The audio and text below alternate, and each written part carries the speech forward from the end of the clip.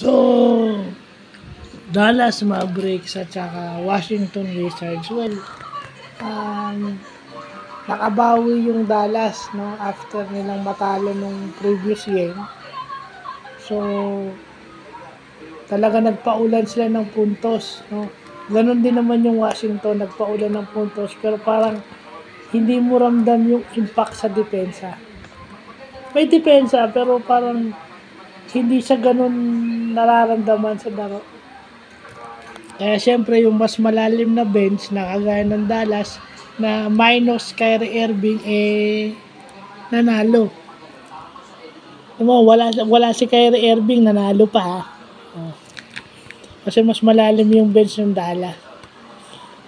Hindi naman kasi ito yung game na nagpapakita na minsan kahit matalo ka, mataas ang score mo. Ibig sabihin, i-score ka kahit natalo ka ng 100 plus points.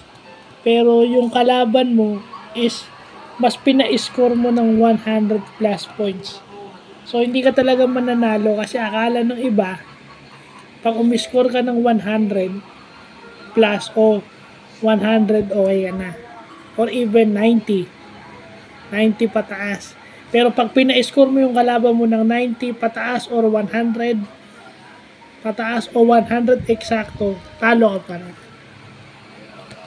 Kasi dapat pag umiscore ka, marunong ka rin umistak. So wala akong nakitang ganun kadiin dumipensa.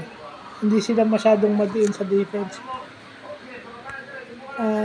Ang masaklap noon si Tim Hardaway Jr. na injured pa. Sana makapaglaro. Sana hindi naman malala yung injury ni Tim Hardaway Jr. Actually yun yung Tim Hardaway Jr., si Luka, at saka si Seth Curry. Yung pa lang sa tatlo na yun, pwede na yung opensa mo eh. Kahit wala si Kyrie eh. Doon pa lang sa tatlo na yun, panalo na yung opensa mo eh. Na kapag walang banta yun o wala masyadong depensa yun, wala masyadong resistance, siguradong mananalo yung Dallas. So, yun lang po.